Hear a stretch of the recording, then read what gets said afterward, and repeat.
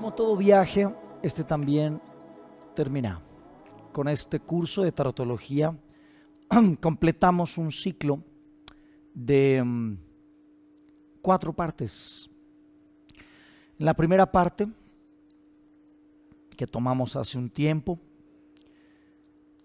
estuvimos explorando el tarot desde su parte más básica, el tarot de Marsella.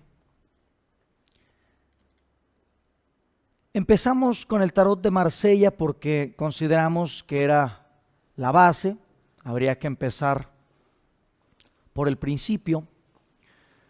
Entonces, Marsella es uno de los tarots más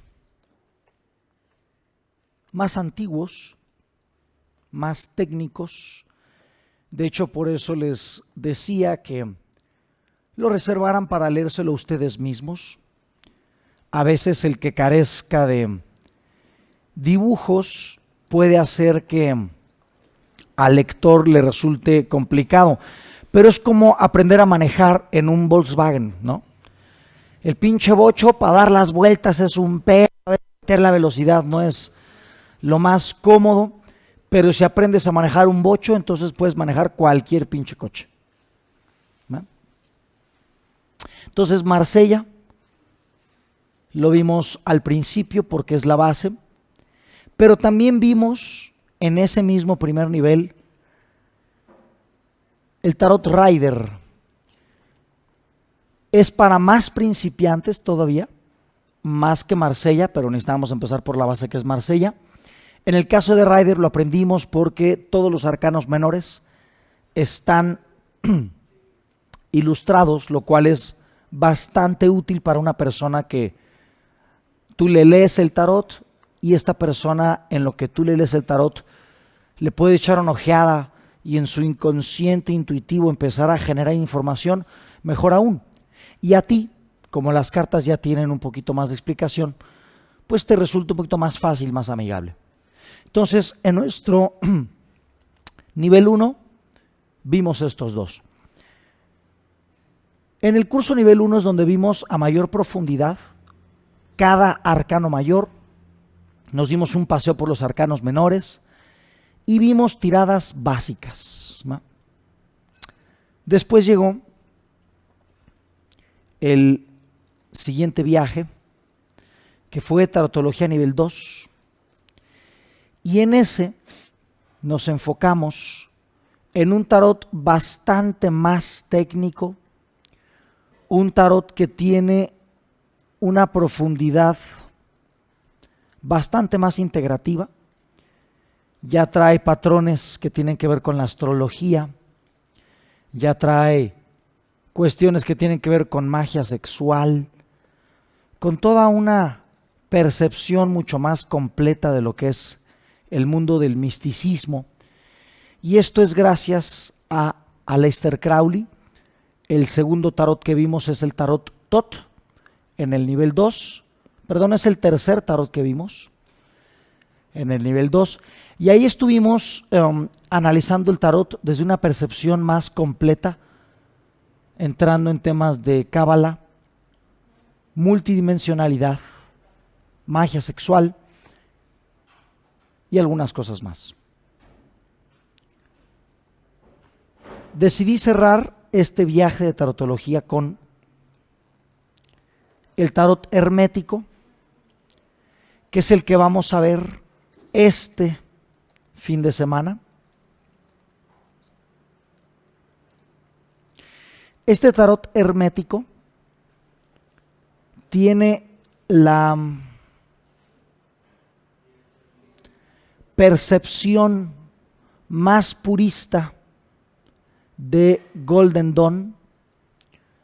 Golden Dawn fue probablemente la asociación mística más importante de principios del siglo XX, si descontamos a la teosofía, que la teosofía es un poquito más antigua, unos pocos años, pero probablemente Golden Dawn llegó un poquito a más cabezas en tema de difusión, en tema de popularidad. Golden Dawn fue una asociación que empezó a reunir conocimiento oriental, conocimiento masónico de la Orden de San Martín, conocimiento Rosacruz, algo muy parecido a lo que hacía Elena Petrona Blavatsky con la teosofía, pero desde una percepción un poco más ritualista, no lo vamos a negar, más sectaria, ciertamente. Pero bueno, Aleister Crowley no estuvo muy de acuerdo con algunas cosas y a pesar de que fue integrante de Golden Dawn, se dedicó a destruirla, lo cual culminó en el año de 1909. Sin embargo, Godfrey Dawson trabaja este tarot hermético en los años 70. Marsella se conoce que existe en su versión más primigenia desde el año 1400, 1500. Rider lo publican por ahí de la primera década del siglo XX, por ahí de 1905, 1910, es que están publicando Rider White. El tarot Todd Crowley, aunque Crowley y Lady Frieda Harris, que es la ilustradora, lo estuvieron trabajando entre 1938 y 1943, que fueron justo los años de la Segunda Guerra Mundial. Lady Frieda Harris inclusive tenía que esconder los dibujos originales debajo de la alfombra por si llegaran a buscarla a su casa los soldados a matarla. Entonces estuvo trabajándolo en Inglaterra durante la ocupación, bueno, durante la invasión alemana, y sin embargo no se publicó hasta casi entrados los años 70, casi 25 años después de que fuera terminado de ilustrar, por varias razones que ahorita no viene mucho al caso platicar, ya lo vimos en Tarotología Nivel 2, y Tarot Hermético fue trabajado y publicado en los años 70, un poquito más de 10 años de que el Tarot Todd fue publicado. Elegí para este último nivel el Tarot Hermético de Godfrey Dawson, porque además de que tiene una conexión muy importante con las vidas pasadas, y de hecho posiblemente una de las tiradas más importantes que vamos a ver en este curso es la tirada de las vidas pasadas, creo que le da al tarot un ciclo completo. Empezamos con la concepción más purista de lo que es el tarot. Seguimos con una percepción en donde Golden Dawn le da un avance al tarot un poco más amigable, más allá de lo purista.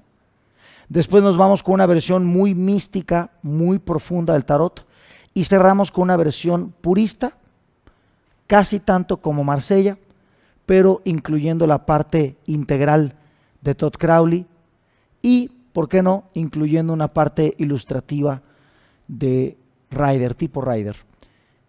Y con esto llegamos a completar el ciclo. Lo elegí también porque tiene una versión mucho más fácil de entender la parte astrológica y cabalista del tarot, no está tan críptica como Todd Crowley, y el hecho de que está en blanco y negro nos da esta sensación de ver una película vieja, como para ver tus vidas pasadas como en una película de siglo XX, primera mitad. Así que el tarot tiene 4 palos. En este viaje de 3 niveles hemos visto 4 tarots, lo cual me parece algo simétrico y adecuado. Dicho esto, ¿cuánta gente tenemos en Zoom, Capi? Tenemos casi 300 alumnos en la plataforma de Zoom. Tenemos aquí en vivo a 2 y ahorita llegan otros 2. Vienen a tomar el curso en vivo y en directo. Y de estas 300 personas que estamos aquí tomando el curso, bueno, más los que están ahorita en las redes, que no sé cuánta gente sea, pero creo que en estos 3, ¿cuánto? Otros 300 más. En este viaje que hemos avanzado a través del tarot, hemos visto muchas cosas, así que antes de empezar la teoría del tarot hermético y entrar dentro de Tarotología nivel 3, quiero que hagamos una rápida recopilación para los que este es su primer curso de tarot. Muchos preguntaban que si era necesario tomar los 2 anteriores para tomar este. La verdad es que no, porque literalmente vamos a ver un nuevo tarot desde el principio. Entonces es como si viéramos cualquier otro tarot. Pero para que repasen los que ya han tomado los otros 2 y para que profundicen los que no, hagamos una rápida recopilación de lo que hasta este momento sabemos del tarot. Para hablar del tarot tenemos que hablar de la magia, y para la magia tenemos que hablar de historia. Así que vamos a hacer una pequeña línea de tiempo de hasta dónde estamos en este momento. Ahorita que puedas me volteas también la del IG. Nosotros estamos aquí en el año 2020X. Sin embargo, para hablar de tarot, aquí en los años 70 está el tarot hermético. En los años 60 está el tarot Tot. En el año 1910 está el tarot Rider.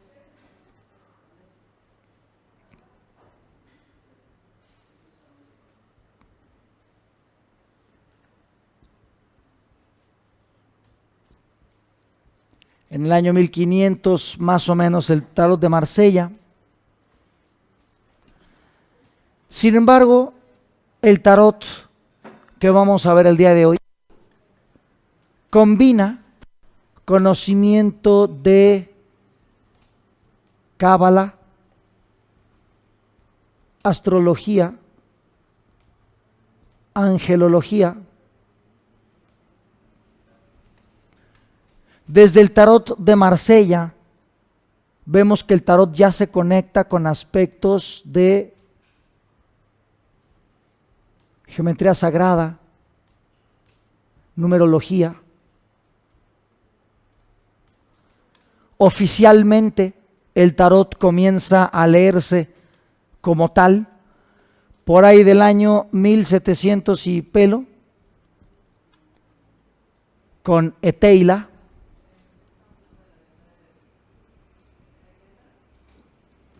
Eteila es la persona que funda la primera escuela de magia, así se llamó literal, escuela de magia. De hecho, nosotros cuando fundamos la escuela de magia en el 2011 le pusimos escuela de magia también, haciendo honor a la escuela de Teila. De aquí para acá es que conocemos el tarot. Sin embargo, el tarot, en sus concepciones más antiguas,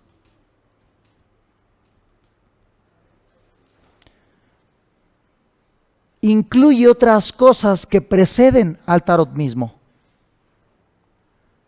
Si empezamos a buscar la raíz de la geometría sagrada, la numerología y la astrología, si buscamos dónde está la raíz de esas ciencias que hoy dan base funcional al tarot, entonces tenemos que irnos a más o menos el año 4400 años antes de Cristo. En esta época empieza a fundarse la civilización sumeria. Ahora, la civilización sumeria tuvo una cosa bastante interesante. De la nada, fue una civilización que aprendió a leer, a escribir, a tocar música, a construir monumentos, a hacer embarcaciones, a crear vidrio, utilizar combustibles fósiles, hacer prótesis y cirugías bastante complejas. La civilización sumeria fue tan avanzada como la humanidad lo era hasta el año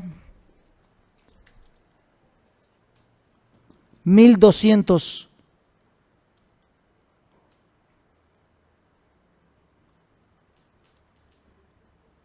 después de Cristo. Significa que del año 4400 antes de Cristo al año 1200, en 5000 años, la humanidad casi no avanzó tecnológicamente. Es más, de hecho, hasta retrocedió tecnológicamente en los últimos 600 años de este punto.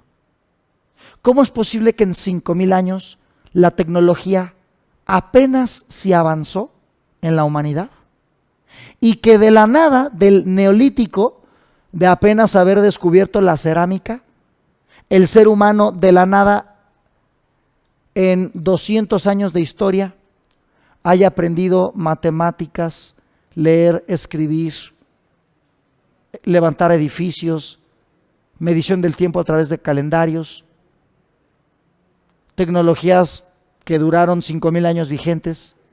¿Cómo le hicieron estos cuates para de la nada tener todo eso? La respuesta es: ellos culpan a unos seres venidos de las estrellas. Para los sumerios, todo eso que ellos aprendieron como civilización, ciencia, cultura y tecnología, inclusive sus sistemas políticos, sociales y religiosos, todo eso que ellos fueron como civilización, se lo aducen a unos seres venidos de las estrellas. Para ellos son conocidos como los Anunnaki, los seres que del cielo bajaron a la tierra en sus barcos espaciales. Y estos Anunnaki fueron los que les dieron pues prácticamente todo eso, especialmente un ser a los que ellos en Sumeria llamaron Ninhishida, aquel del árbol de la vida, que él enseñó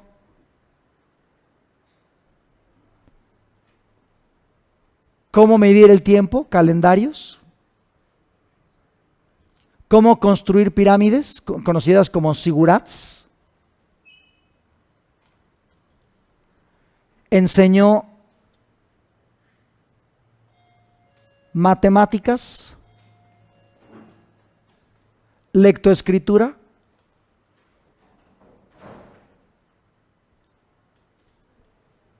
y las tres ciencias sagradas: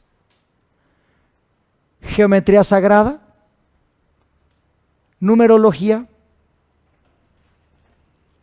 y astrología.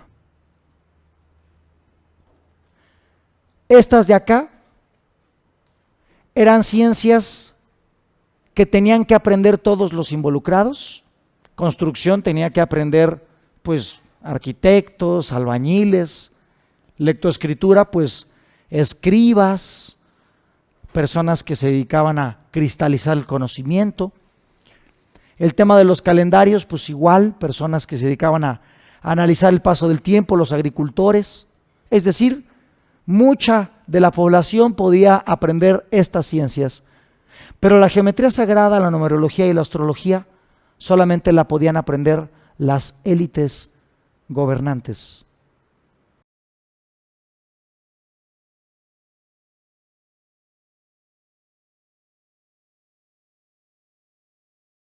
Nos da una figura que conocemos como la flor de la vida, ¿verdad? Que son muchos como círculos, así como, digo, la voy a dibujar así al rápido.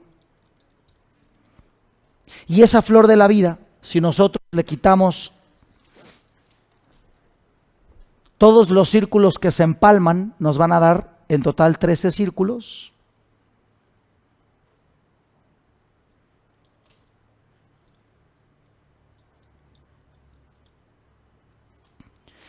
Estos 13 círculos, si nosotros los unimos unos con otros,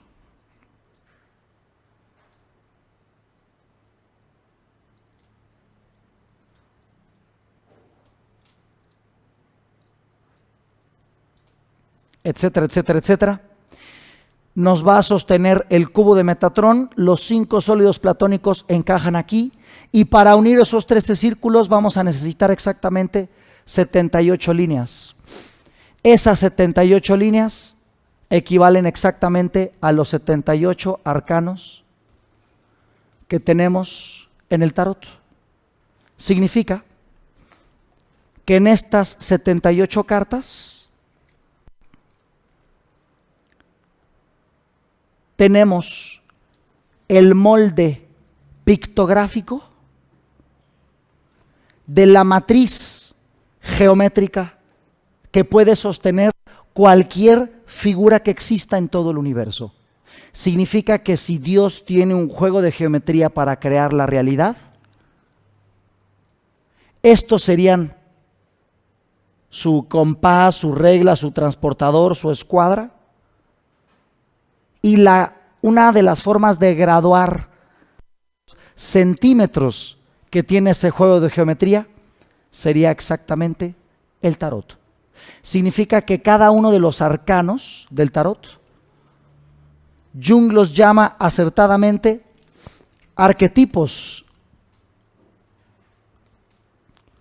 una palabra construida por Carl Gustav Jung. Y un arquetipo es un molde de una experiencia. Un arquetipo es una experiencia que a todos nos va a pasar, en donde todos vamos a caber. A todos nos ha pasado alguna vez que nos sintamos deprimidos porque algo se terminó. Todos hemos vivido un duelo porque alguien muere.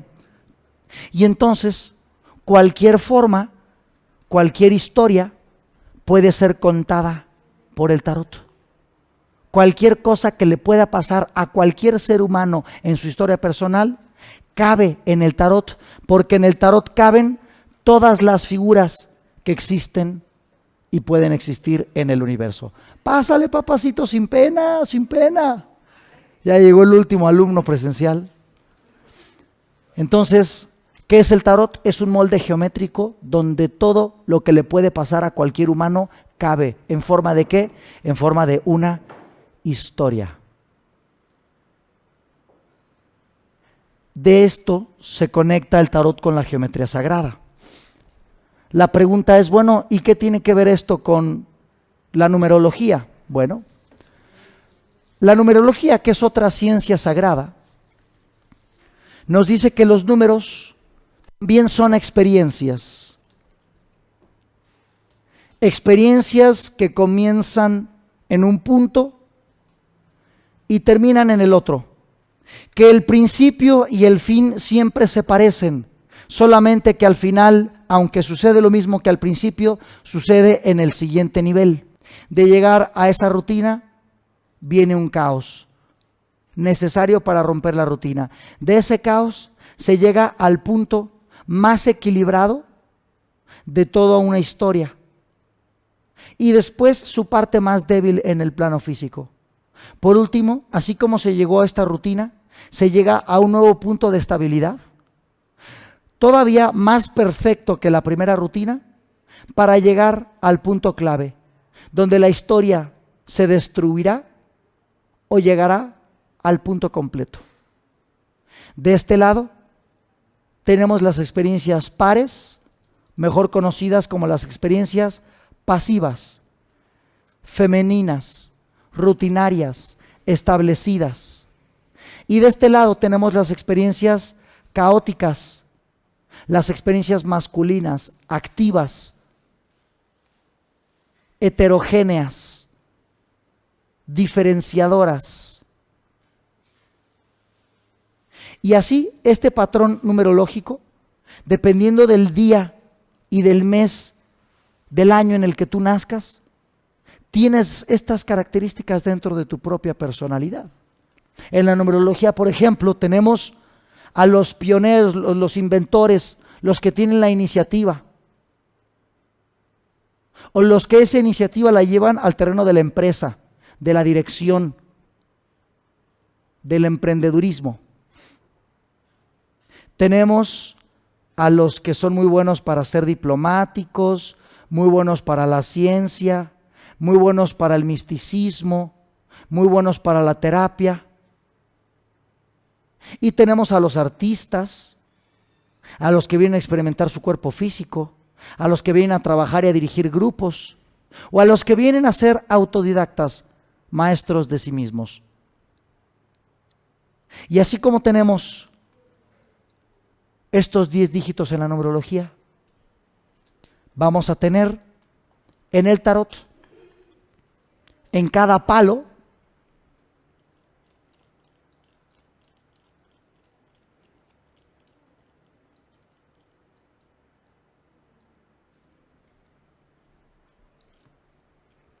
una numeración del 1 al 10, siempre empezando con el as representando precisamente esta energía en bruto, esta energía que está, vamos a decir, esperando una dirección para manifestarse, y después llegamos a un punto de acumulación con las cartas 2 en cada palo, la primera chispa creativa con las cartas 3, un punto de estabilidad y de rutina en las cartas 4, un punto de caos para romper esa rutina, el punto máximo de armonía, un punto más debilitado en la manifestación física de ese elemento, de esa energía, un punto de perfección, es como el 4 pero 2 veces, porque 4 por 2, 8, el punto clave, la última prueba para ver si algo se completa o al final de cuentas se acaba. Así que en la numerología tenemos también un patrón del tarot. Entonces el tarot reúne la ciencia sagrada de la geometría sagrada, la ciencia sagrada de la numerología. ¿Y de qué forma se conecta con lo astrológico? En la astrología,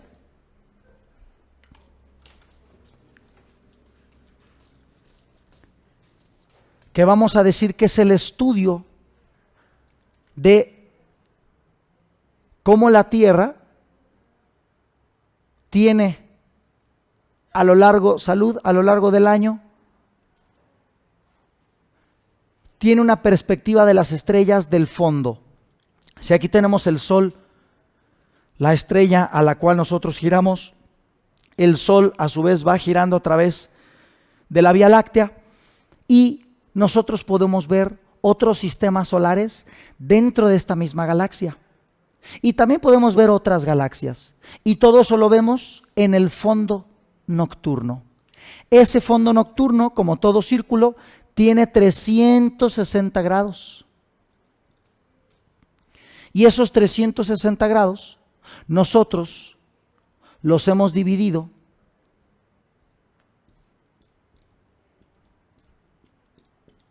en 12 secciones. 1, 2, 3, 4, 5, 6, 7, 8, 9, 10, 11, 12.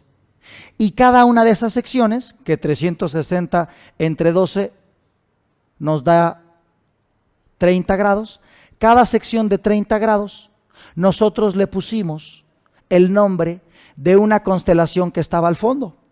Y entonces ahí tenemos Aries.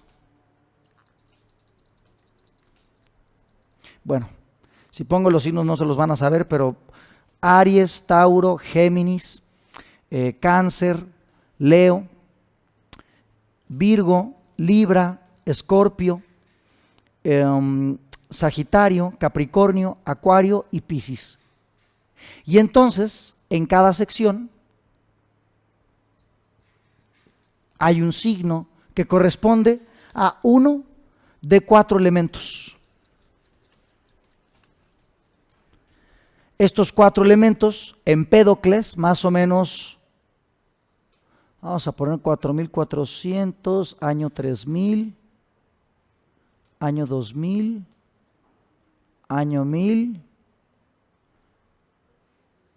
y aquí vamos a poner el año 0, el año 500, el año 1000. Esto es después de Cristo, esto es antes de Cristo. más o menos en el año 500 antes de Cristo, Empédocles nos hablaba de 4 elementos. Fuego, aire, agua y tierra. Entonces, si tenemos 12 signos repartidos en 4 elementos, vamos a tener los 3 signos de fuego, que serían Aries, Leo, Sagitario, 3 signos de tierra, que serían Tauro, Virgo y Capricornio, los 3 signos de aire, que serían Géminis, Libra y Acuario, y los 3 signos de agua, que serían Cáncer, Escorpio y Piscis. Bueno, pues esos 12 signos repartidos en 4 elementos los tenemos de hecho en el tarot. En el tarot, las cartas de la corte, que son las 16 cartas que representan el paje o la princesa, dependiendo del sistema que utilicemos, el caballero, la reina y el rey, esos 4 personajes de la corte en cada palo representan precisamente secciones del zodiaco. Cada carta de la corte representa un signo. Y no solamente eso. Todas las cartas de arcanos menores de fuego representan los signos de fuego. Las cartas de las copas representan los signos de agua. Las cartas de las espadas representan los signos de aire. Y las cartas de oros, pentáculos o discos, dependiendo del sistema que agarras, representan los signos de tierra. Entonces, en el tarot, los arcanos menores, del 1 al 10, y las cartas de la corte, representan segmentos astrológicos y por lo tanto contienen sus cualidades. De hecho, en este tarot hermético, vamos a ver que en las cartas hay íconos de prácticamente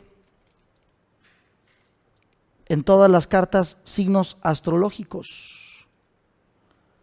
Aquí, por ejemplo, tenemos el signo de Venus, Aries, Tauro, Géminis. Y en las cartas de la corte tenemos exactamente los signos astrológicos que representan la parte de la rueda en la que están. Por ejemplo, el caballero de bastos abarca el último decano de Escorpio, los últimos 10 grados de los 30 grados de Escorpio y los primeros 2 decanos de Sagitario, o sea, los primeros 20 grados de Sagitario. Si lo queremos ver en la rueda, el caballero de copas se encuentra exactamente aquí, en el último decano. ¿Qué es un decano? Si tiene 30 grados Escorpio, divídelo entre 3. Deca significa 10. ¿10 qué? 10 grados. 10 grados, 10 grados, 10 grados. El último decano de Escorpio y los primeros 2 decanos de Sagitario, aquí se encuentra el caballero de copas. Entonces, tenemos que el tarot está repartido en toda la bóveda celeste. ¿Y qué es la bóveda celeste? Es la relación macro-micro. Todo lo que sucede en el espacio son movimientos del reloj donde estamos viviendo. Nosotros estamos habitando una realidad que es el reflejo de una relojería en la mente interna de la conciencia cósmica que en este momento nos imagina. Somos átomos dentro de un reloj. Y este reloj tiene una manecilla de segundos, otra de minutos, otra de horas. Nosotros los conocemos como planetas, soles, constelaciones. Y a medida que van avanzando lentamente, este reloj se va moviendo. Y aquí, en esta realidad, cada hora es diferente, ¿cierto? Es muy diferente el sol de las 8 de la mañana, un sol fresco, tranquilo, al sol de las 12 del día. Que puta madre, es un pinche, te pega en el hocico, te pega de frente, es un horno. Es muy diferente a las 6 de la tarde, que es un sol de atardecer. Y en cada hora del día suceden diferentes cosas. Hay horas en las que ya no pasa el camión, hay horas en donde salimos a pachanguear los que somos vampiros, hay horas en las que tu cuerpo tiene ciertas fisiologías, hay hora de cagar, hora de dormir, hora en donde solito se te para el pelo de la cabeza. Cada hora es diferente y tiene ciertos fenómenos. Bueno, pues ¿qué crees? Que cada evento astrológico es precisamente un cambio horario. Y así como es arriba, es abajo. Eso lo dijo Hermes, que todo esto, ¿quién lo enseñó? Ninjishida, en Sumeria. Pero curiosamente, en el año 3000 a.C., en Egipto, hubo un dios llamado Tot. Y Tot enseñó exactamente lo mismo. Tot y Ninjishida son el mismo ser que del cielo bajó a la tierra, que en Sumeria enseñó esto, pero en Egipto volvió a enseñar lo mismo. Curiosamente enseña lo mismo más o menos entre el año 500 antes de Cristo al año 500 después de Cristo, pero lo enseña en Mesoamérica. Y en Mesoamérica a él lo llaman Quetzalcóatl y también le llaman Kukulcán. Curiosamente enseña lo mismo en Grecia, 500 años a 1000 años antes de Cristo. Y en Grecia, ¿cómo lo llaman? Lo llaman Hermes. En Roma después lo llamarán Mercurio. En honor a ese Tot, es que de hecho el tarot se llama Tarot. Si tú le quitas AR queda Tot.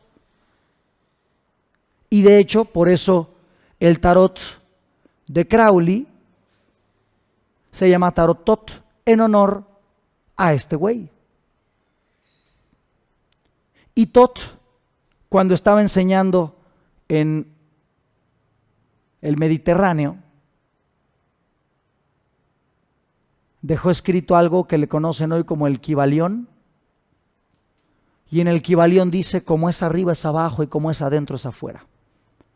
Y entonces cuando hay cambios allá en... ¿Si alcanza a verse de ahí? ¿Quién sabe? Cuando hay cambios allá arriba, cuando hay cambios en el reloj donde estamos existiendo, pues entonces también hay cambios aquí abajo. Y estos cambios aquí abajo son cambios en el estado de nuestra mente. Son cambios en la forma de nuestra personalidad. Y entonces, la astrología es la forma de entender lo que sucede en el reloj cósmico. Y ese reloj cósmico también lo tenemos en el tarot. Entonces, la geometría sagrada, la numerología y la astrología fueron dejados aquí para el ser humano por este ser que también enseñó tarot. Enseñó arquetipos.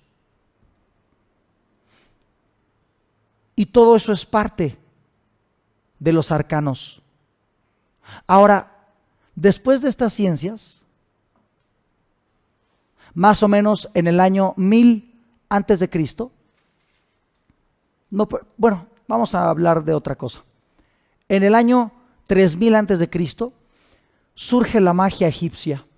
La magia egipcia era mucho como la magia sumeria, nada más que tenía diferentes concepciones de lo mismo, pero en diferentes nombres. Esa magia egipcia trataba de evocarnos la existencia de algo más sutil que el cuerpo físico. Y eso se va repitiendo hasta 1000 años antes de Cristo, donde existió un gran rey, mejor conocido como el primer exorcista que ha existido en el planeta. Y este primer exorcista que ha existido en el planeta se llamó Suleimán. Tú lo conoces como el rey Salomón. Y el rey Salomón, que fue uno de los que más utilizó este signo, que si tú te fijas en estos símbolos, los 4 elementos, aquí tienes el fuego, aquí tienes el agua, aquí tienes el aire y aquí tienes la tierra. Perdón, aquí. Estos 4 elementos unidos nos dan el 5.º elemento, el éter. Y en este 5.º elemento, Suleimán utilizó este código para poder dominar a los demonios que le ayudaron a construir el templo de una ciudad conocida como Eru Salim. Eru, una de las más grandes deidades egipcias, mejor conocido como Horus. Y Salim, una palabra sumeria que significa la ciudad brillante. La ciudad brillante erigida en honor a este dios egipcio, tú la conoces como Jerusalén. No por nada, la ciudad sagrada para las 3 religiones monoteístas más grandes que existen al día de hoy, que sería la religión judía, la religión católico-cristiana y la religión musulmana o el Islam. Estas 3 religiones monoteístas, las 3 tienen su punto sagrado en Jerusalén, una ciudad dedicada a un dios egipcio. El chiste es que Suleimán es él y su conocimiento que surge de un pacto, de un dios que resulta ser el tío de Tot, un dios conocido como Enlil para los sumerios, un dios conocido como Indra para los hindúes, como Zeus, como Júpiter, y que asimismo se ha dicho o adquiere un título que tiene que ver con 72 secciones de 5 grados, 72 por 5 grados son los 360 grados de la bóveda celeste, y de este 72 surge un nombre, Yod, He, Vau, He, mejor conocido como Yahweh, mejor conocido como Jehová. Jehová no es un nombre propio, Jehová es un título nobiliario para este Dios que hizo un pacto con los israelitas, empezando con Moisés, y a partir de ese pacto surge una línea, un grupo conocido como las tribus semitas, que ustedes conocen como los judíos. Y desde el año 1000 antes de Cristo, uno de sus más grandes reyes, Suleimán, funda las bases de lo que hoy conocemos como la Cábala, que una traducción más o menos sería la tradición. Y en la Cábala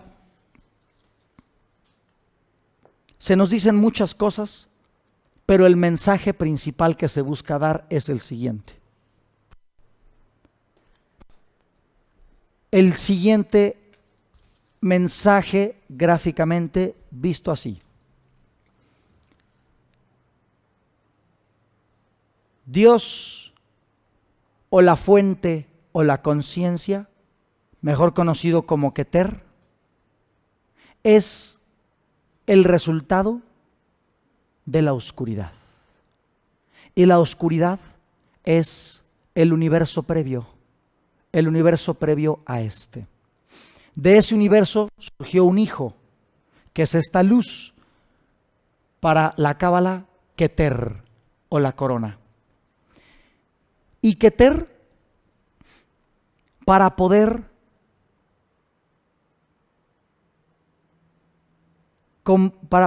tomar conciencia de sí mismo, se tuvo que reflejar.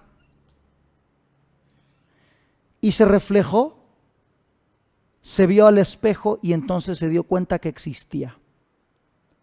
A ese paso de la conciencia, en hebreo se le dice chokmah, la sabiduría, Dios reflejándose a sí mismo. En ese momento, al verse a sí mismo, Dios se comprendió en lo que los cabalistas llaman biná. En ese punto donde Dios tomó conciencia de sí mismo y entonces se pudo comprender, surge algo que los científicos conocen como el Big Bang, donde la materia se creó a partir de una explosión primigenia. La materia siendo constituida por 3 partículas elementales: un neutrón, un electrón y un protón. Surge el Big Bang, se expande el universo y entonces Dios, en ese espacio infinito, le dan ganas de crear algo que en el árbol sefirótico conocemos como la energía de Chesed. Pero uno no puede crear sin también adquirir la habilidad de destruir. Porque si tú creas, ya no va a haber espacio en algún momento, se acaba el espacio. Tienes que destruir algo para que quepan cosas diferentes. Y esta capacidad de destrucción la conocemos como Geburá. Y entonces, ya que la fuente universal tiene todo esto, puede hacer que su conciencia descienda y se particione, se parta en muchas secciones, algo que nosotros conocemos como alma. Y esa alma, ese Dios habitando lo que quiere crear, en la cábala le llamamos Tiferet.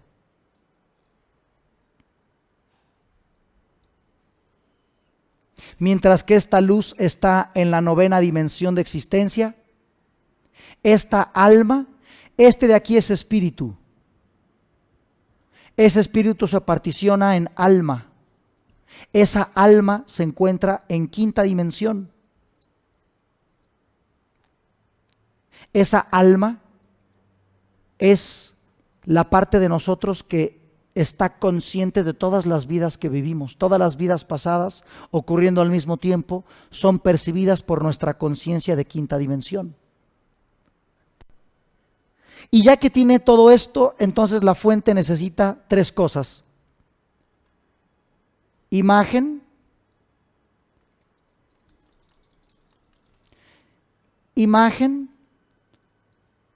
forma, y ya que la imagen y la forma, que es el molde de la realidad, el molde requiere sustancia. Netzach, Yod y Yesod. El molde en imagen, esa imagen con una forma y por lo tanto una función, para al final tener sustancia que le permita cristalizarse a todo este molde en el último plano, que sería el plano de Malkuth. Esto de aquí se le llama el árbol sefirótico.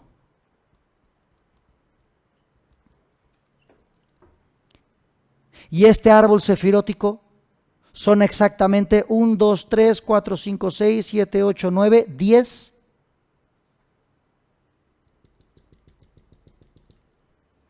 10 sefirotes, exactamente como los 10 arcanos menores de cada palo. ¿Cuáles son los palos? 4: bastos, copas, espadas y oros. ¿Cuántas cartas de la corte son? 4: paje, caballero, reina y rey.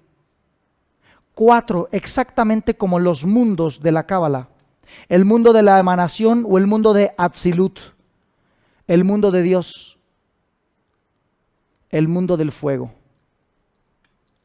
el mundo del agua o el mundo de la emoción, Briah, el mundo del aire, el mundo de la mente, Yetzirah, para pasar al último mundo, al mundo de la acción, al mundo de la materia, Asiah. 4 palos, 4 mundos. En cada mundo, una Trinidad. Dios, su reflejo y su propia comprensión. Creación, destrucción y la belleza de habitar la siguiente dimensión. Imagen, forma y sustancia. Cuando bajamos a la sustancia, bajamos al mundo de la mente, y esto se llama la cuarta dimensión. Nuestra mente, la mente supraconsciente, existe todo el tiempo en cuarta dimensión y puede acceder a sus experiencias de quinta dimensión. A esto le llamamos nuestra tendencia intuitiva, nuestra tendencia racional y toda nuestra mente inconsciente, nuestro cuerpo astral. Ese cuerpo inconsciente es nuestra mente que está en cuarta dimensión, para al final descender a nuestro cuerpo que está en la tercera dimensión. Entonces la luz de la fuente se particiona, el espíritu se vuelve almas y cada una de estas almas toma una mente. Para que esta mente pueda ejercer su voluntad, ¿qué requiere? Un cuerpo. 4 palos del tarot, 4 cartas de la corte, 4 mundos de manifestación, 10 arcanos menores en cada uno de esos 4 palos, 10 sefirotes en total. Para que estos sefirotes se interconecten, para que esta conciencia pueda repartirse en todos lados, todos los sefirotes necesitan estar interconectados. Este con este, este con este, este con este, este con este, este con este, este con este, este con este, este con este, este con este, este con este. Y si contamos todas estas líneas, 1, 2, 3, 4, 5, 6, 7, 8, 9, 10, 11, nos dan en total 22 líneas. Y son 22 exactamente los arcanos mayores que tenemos en el tarot. 22 líneas para unir los 10 sefirotes, 22 arcanos mayores. Y si hacemos una cuenta de todas las cartas que llevamos hasta este momento, son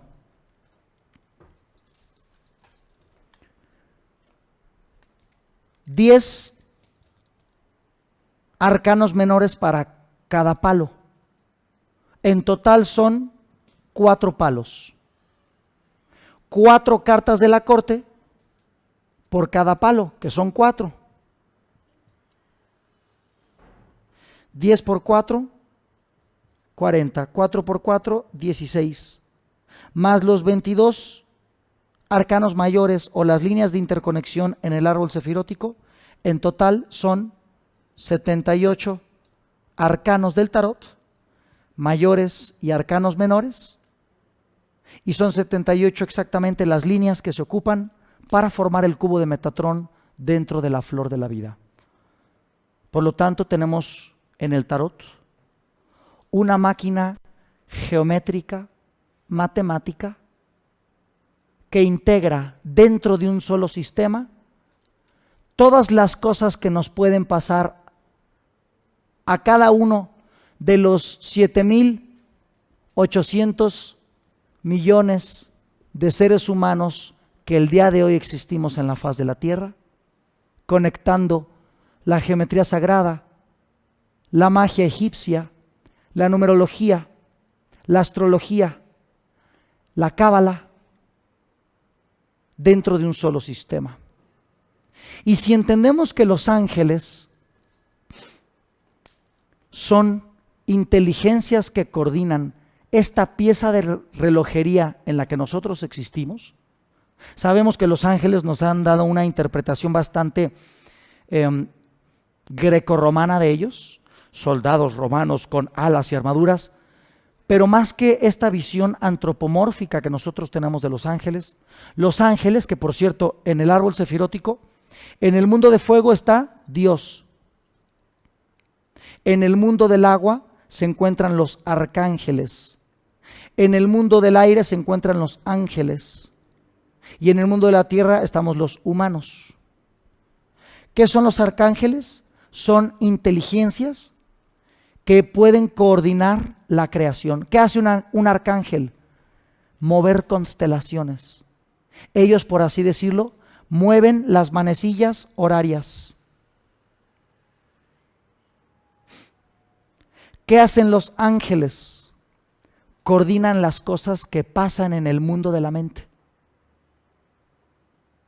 Ellos mueven planetas, ellos mueven los estadios colectivos de la emoción humana. Estos ángeles son inteligencias coordinadoras, no seres que están pendientes de a ver cómo la cagas, como nos han hecho creer las religiones monoteístas. Estos ángeles, según la cábala, son 72, 36 diurnos, 36 nocturnos. Si tú multiplicas 72 por 5, te da 360 grados, lo que te da a entender que los ángeles no son más que secciones de la coordinación de todo lo que ocurre en esta gran pieza de relojería que llamamos realidad. De los 360 grados del pastel, si nosotros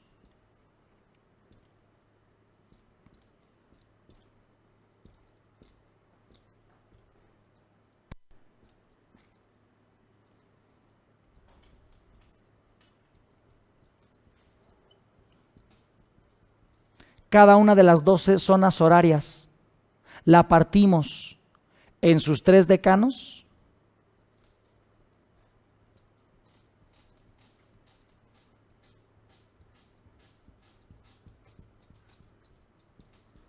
y cada uno de esos 3 decanos lo partimos a la mitad,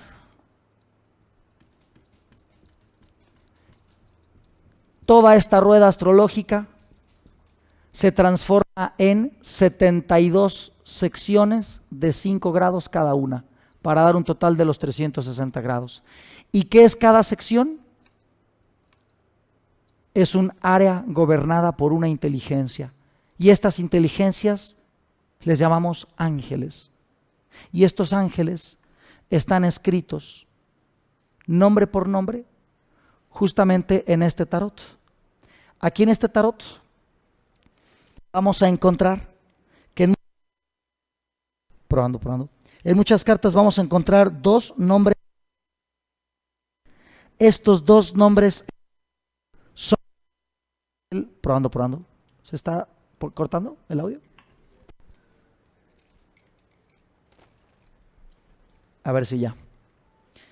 Tenemos el ángel diurno, el ángel nocturno, ángel diurno, nocturno, ángel diurno, nocturno, ángel diurno, nocturno, ángel diurno, bueno, aquí no porque es una carta de la corte, pero en todos los arcanos menores tenemos los ángeles diurnos, nocturnos, 36 diurnos, 36 nocturnos. Por lo tanto, en el tarot también encontramos la angelología integrada. Entonces, ¿qué es el tarot? Es una máquina para ver qué, para ver cómo las circunstancias se están coordinando desde planos sutiles, desde otras dimensiones, desde otros universos, para poder ser como son. ¿Cómo le llamamos al espacio donde ocurren las cosas y cómo es que éstas ocurren? Le llamamos tiempo. El tiempo es la forma en la que el espacio se colorea, se ilumina. El tiempo es la manera en la que la energía se cristaliza en materia, generando situaciones. Por eso con el tarot, que es una máquina para ver la matriz del tiempo, podemos ver las cosas que sucedieron, las que están sucediendo sin que te des cuenta y las cosas que a partir de lo que hoy sucede se están generando. Por lo tanto, con el tarot podemos ver el presente principalmente, podemos hacer predicciones del futuro y podemos irnos al pasado a ver cosas que ya nos pasaron o que le pasaron a nuestro ser en otras ocasiones que ha venido a este plano, lo que conocemos como las vidas pasadas. Significa entonces que el tarot es la conjunción en los últimos 500 años de 6,000 años de magia. El tarot es una de las últimas manifestaciones en las que la magia pudo conjugarse. Vamos a ver que a nivel histórico, todas estas líneas mágicas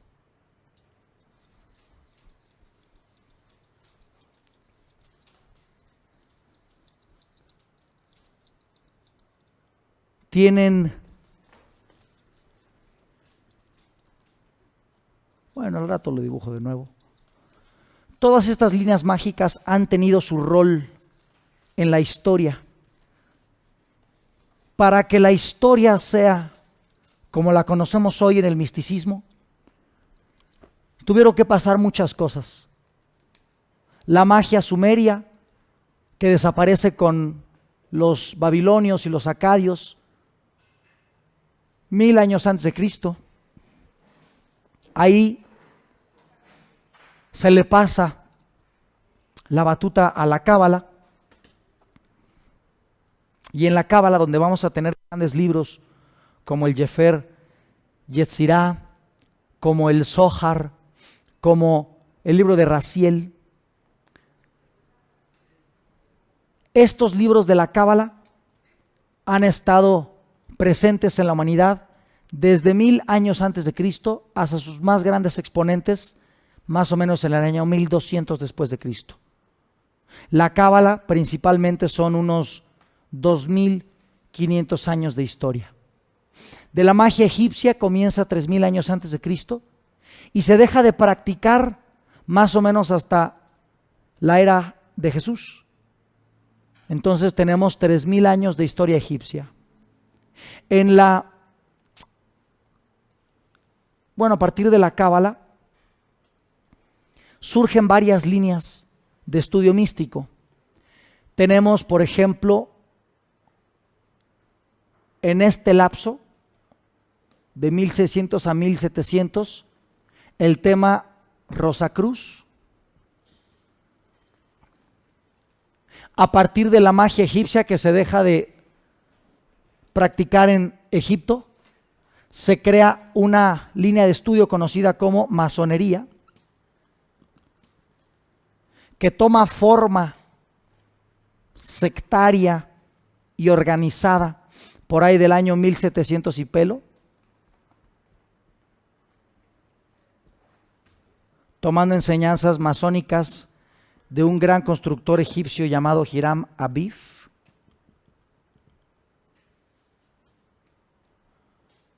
Más o menos entre el año 1200 y el año 1500 hubo dos grandes protectores de la magia Alfonso X, el Sabio, rey de España, y Lorenzo di Medici, más o menos en el año 1400. Este rey y este banquero logran traducir textos muy antiguos, textos que van desde la era de Cristo hasta la era griega, textos que tenían que ver con astrología, textos de cábala, textos de geometría sagrada, textos de alquimia. La alquimia, que es el arte de retirar las impurezas de un sistema para que alcance su pureza, es algo que se estudia desde 500 antes de Cristo hasta el año 1200 después de Cristo. Aquí tuvimos grandes personajes como Nicolás Flamel,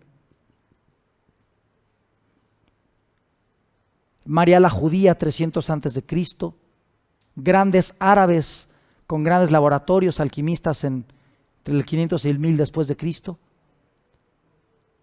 Y estos cuates permiten que estos textos vuelvan a salir a la luz. Lorenzo di Medici, fundando una academia platónica de ciencia, artes y magia, en honor a la Academia de Platón de 500 años antes de Cristo hasta la era cristiana. Justamente nosotros por eso le pusimos a nuestra escuela, en vez de escuela de magia, le cambiamos el nombre a Holoacademia, en honor a esas que nos preceden. En esta era, especialmente para acá, hay otros grandes de la alquimia, por ejemplo, Paracelso, Cornelio Agripa, que toman conocimiento que viene desde hasta acá, gracias a que más o menos entre 500 antes de Cristo hasta el año 500 después de Cristo, hubo una gran ciudad donde se presentaron o se preservaron documentos que después fueron recuperados por ellos, que fue la gran ciudad de Alejandría, fundada por Alejandro el Grande, en donde se preservaron los textos místicos. Y en la época de 500 al año 1000 después de Cristo, la ciudad de Harrán. Si lo vemos en el mar Mediterráneo,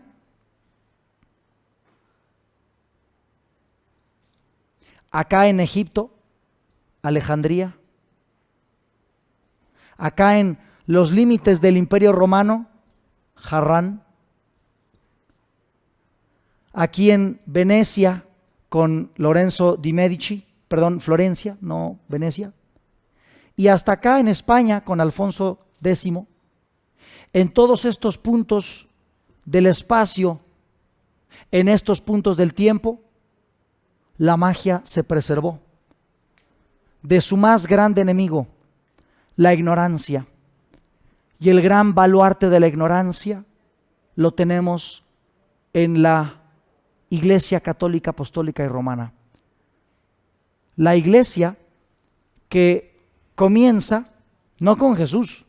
Pregúntenle a Jesús y él no era católico, Él era judío. Y los fans de Jesús, 300 años después de su muerte, llevaron su palabra a lo largo de todo el Imperio Romano e inclusive más para allá. Pero ahí en Roma, un güey llamado Constantino dijo, bueno, la gente ya no le teme a los dioses. Y como la gente ya no le temía a los dioses, dijeron, a ver, vengan y díganme ahora la gente en qué cree. Y la gente dijo, no, pues andamos creyendo en un pordiosero que estuvo aquí hace 300 años. Mejor conocido como Yeshua ben Pantera, al que ustedes conocen como Jesús de Nazaret. Un hombre que no fue nacido por una paloma mensajera. Un hombre hijo de un soldado, de hecho, y una mujer llamada María. Y Yeshua ben Pantera, que aprendió magia con unos grandes cuates que estaban acá conocidos como los esenios. Cuando regresa a Jerusalén, todo esto es Medio Oriente, esto acá ya es Asia, esto aquí es Europa, ¿verdad? Aquí es África. Cuando regresa a Jerusalén, pues ¿qué pasa con Yeshua en Pantera? Se lo echan, o así dice la leyenda. Y resulta ser que 326-27 después de Cristo, Constantino instaura en todo el Imperio Romano la religión oficial como el catolicismo, y a partir de ahí empiezan 50 años después a perseguir cualquier tipo de práctica pagana, y todo esto de la magia fue considerado pagano, y desde el año 300, 500 después de Cristo hasta el año 1500, es decir, durante 1200 años, tenemos la edad más oscura de la humanidad. La edad en donde hubo las primeras grandes guerras en las cruzadas, entre el año 1000 y el año 1200 después de Cristo. Tenemos la era vikinga, entre el año 800 y el año 1100, una era bárbara. Tenemos un punto en donde en esos 800 años, el único lugar donde hubo avances tecnológicos, ¿dónde fue? Donde no llegó el catolicismo, que se llama el Lejano Oriente. Ahí los chinos empezaron a hacer muchas cosas, ¿verdad? Ya empezaban a piratear cosas del internet, ya hacían un montón de cosas interesantes los chinos. En ese momento los chinos hicieron el papel, hicieron la pólvora, y todo este reino cayó en una edad oscura, de hecho así se lo conoce, la edad oscura. Y mientras que la magia fue perseguida por el catolicismo y la Inquisición, pudo sobrevivir gracias precisamente a varios de estos personajes. Actualmente, como ya tampoco le tememos a las religiones monoteístas, primero del politeísmo nos cambiaron a monoteísmo porque ya no les temíamos, ya no nos podían controlar con el miedo de los dioses. Entonces dijeron, no son muchos, nada más es uno solo. Y nos cagamos de miedo otros 1000 años. Pero como la gente ahora ya también le dejó de tener miedo a Dios, en 1700 y pelo, una de estas facciones se tornó muy oscura, y en 1770 y tantos fundan una subsecta conocida como los Iluminados de Baviera, mejor conocido como los Illuminati, que volvieron a adorar a las religiones politeístas egipcias y sumerias, pero especialmente a uno de esos dioses que se presentaba en esas religiones. Un dios que en algún momento se presentó como el dios de todo el cielo, el Yahweh, pero que después reveló su verdadero nombre, Moloch. Curiosamente, un papa católico autorizó una estatua de Moloch en el Coliseo, donde al pueblo le daban pan y circo. Justamente lo que nos dan ahora, o nos dan la impresión de dárnoslo. Cuando la humanidad dejó de temerle a esos dioses monoteístas, entonces pasaron de las religiones politeístas a las monoteístas.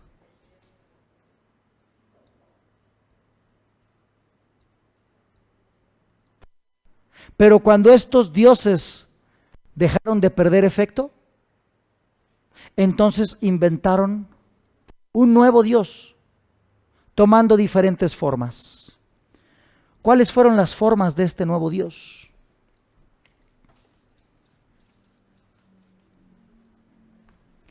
Han cambiado los símbolos. Ahora este Dios se transforma en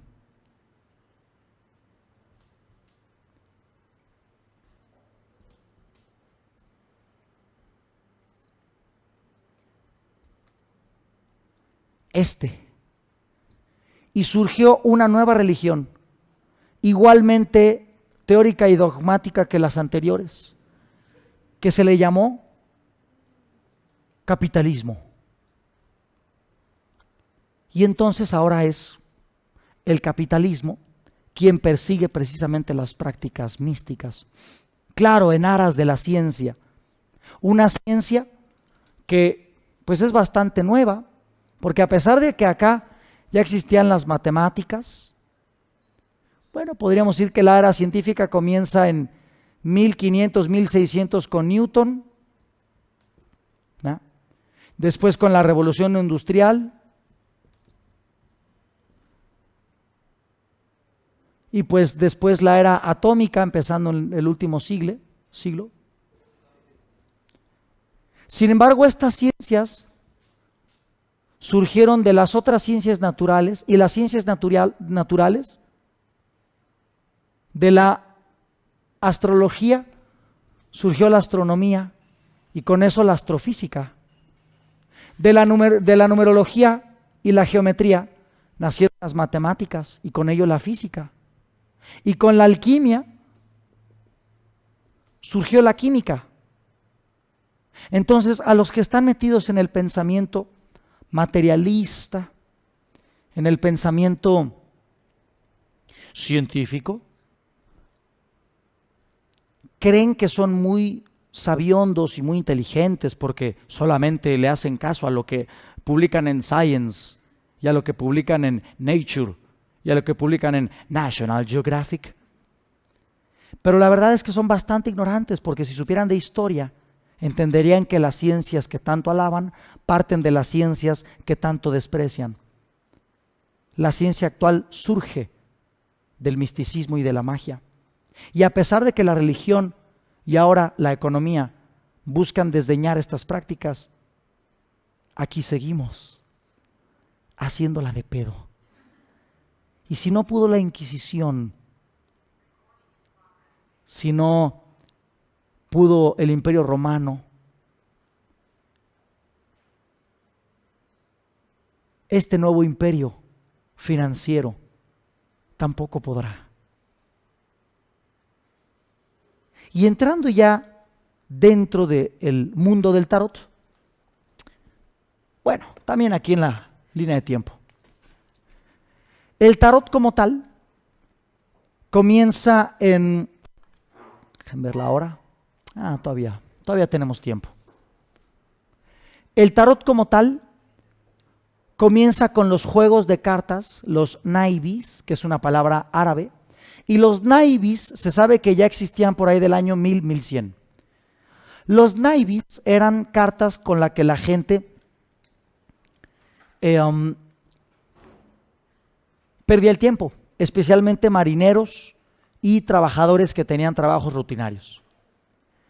Los naibis, que eran literalmente mazos de cartas, comienzan a evolucionar hasta que después de la impresión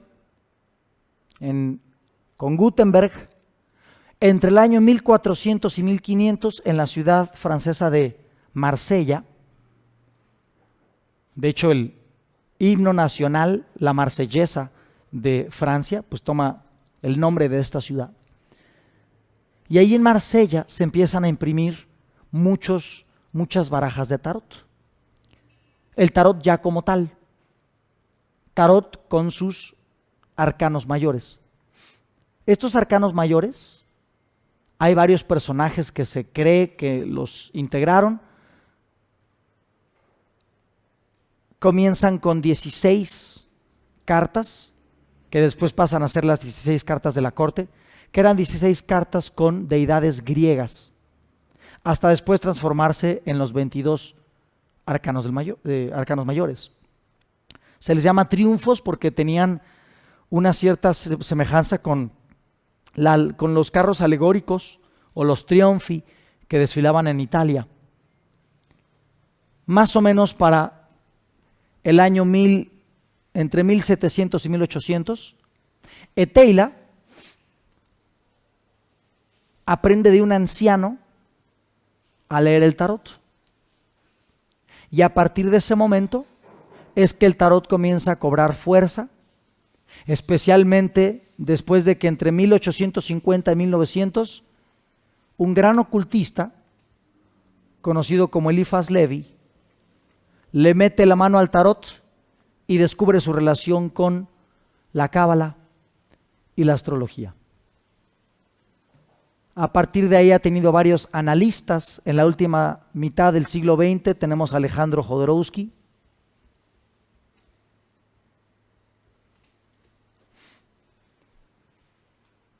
Tenemos en la primera mitad del siglo XX a Aleister Crowley.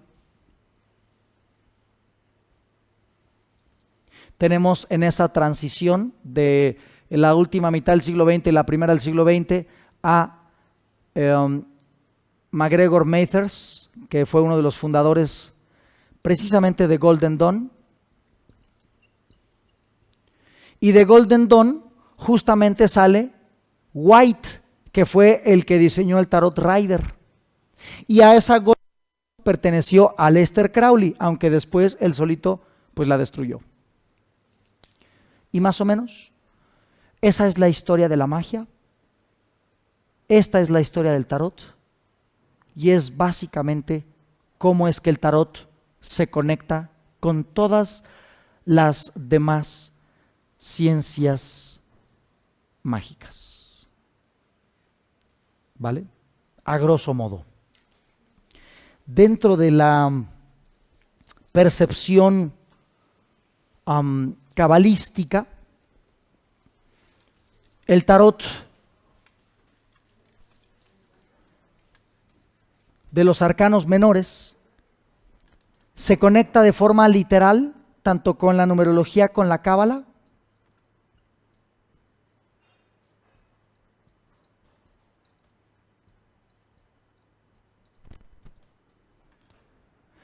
Keter se conecta con Urano, Chokmah con Neptuno. Y ahí empezamos con los 7 planetas del sistema astrológico: Saturno, Júpiter, Marte, Sol, Luna, Venus, Mercurio. Entonces también los arcanos menores. Aquí tenemos al As, al 2, al 3, al 4, al 5, al 6, al 7, al 8, al 9 y al 10, que es el planeta Tierra. Entonces los arcanos menores también nos enseñan fuerzas planetarias. Dicho esto, analicemos cómo es que el tarot se lleva a la práctica. Para una correcta... ¡Ay, otro café!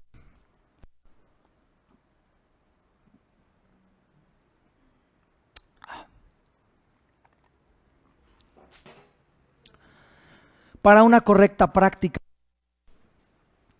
hay diversos tipos de...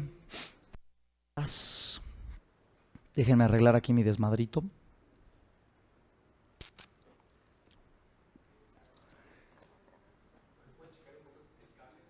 Probando. Sí, probando. Les decía que para echar en práctica el tarot hay diferentes tipos de tiradas.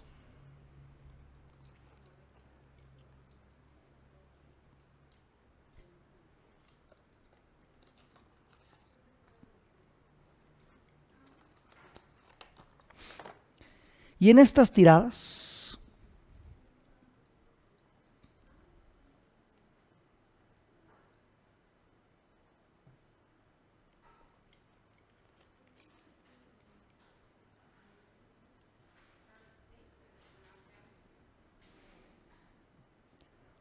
originalmente el tarotista lo único que hace es revolverlas, ¿no?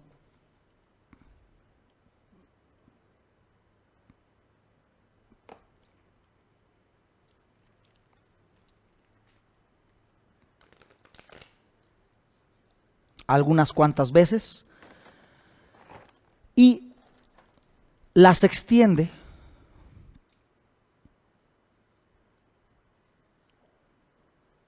y entonces una de dos, o el consultante elige la carta que quiere o simplemente se toma la de hasta arriba.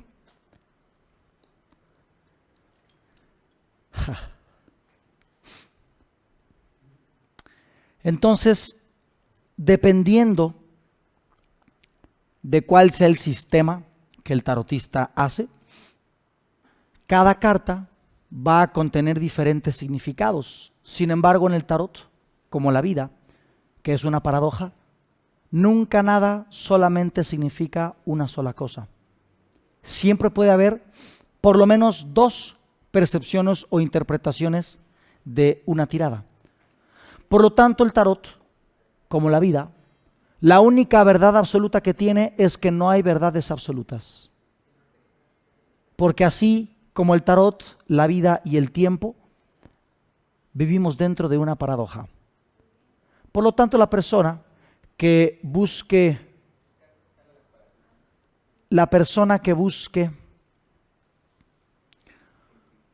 una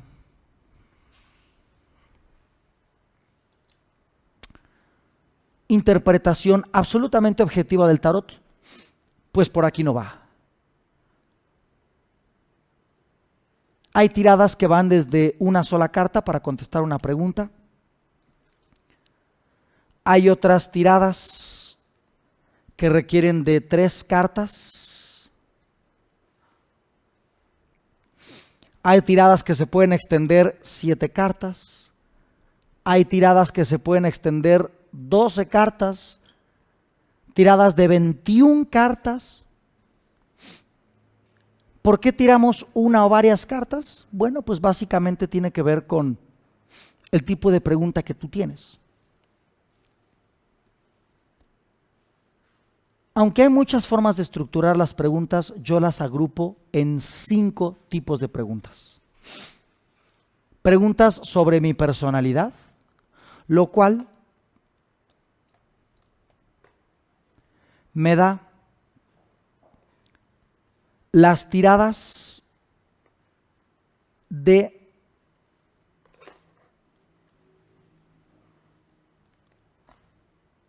fuego,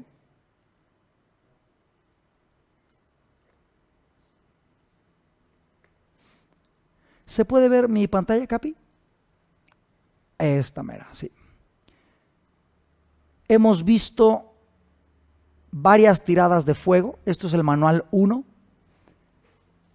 que van desde 3 cartas, 4, 5 cartas, 9 cartas, que son básicamente para saber temas de mi personalidad. Después tenemos tiradas de agua, que tienen que ver con preguntas relacionadas a relaciones interpersonales, el amor, el romance, etcétera, etcétera. Después hemos visto tiradas de aire, que tienen que ver con preguntas abiertas, preguntas sobre situaciones en general, toma de decisiones, cuestiones que quiero saber. Y por último, las tiradas de tierra, que son tiradas relativas al tiempo, pasado, presente, futuro. ¿Bien? En el manual de Tarot 1 vimos la parte de las tiradas de fuego, agua, aire y tierra básicas. En el nivel 2 vimos igual, fuego, agua, aire y tierra, pero ahora ya vimos las avanzadas, ¿verdad? Entonces, nivel 1 y nivel 2 vimos tiradas de los 4 elementos, en el nivel 1 las básicas y en el nivel 2 las avanzadas. Y en este nivel 3 ya no traemos las tiradas de los 4 elementos, traemos las tiradas del 5.º elemento. Y estas tiradas del 5.º elemento son las tiradas de éter, que son las tiradas de vidas pasadas, tirada de árbol sefirótico, tirada de 7 chakras y tirada de las 12 casas de la personalidad. Entonces, dependiendo del tipo de pregunta que tú tengas, es el tipo de tirada que vamos a echar. En este nivel 3 ya no vamos a ver tiradas de los 4 elementos, sino tiradas del 5.º elemento. Y con esto completamos nuestro viaje a través del mundo del tarot.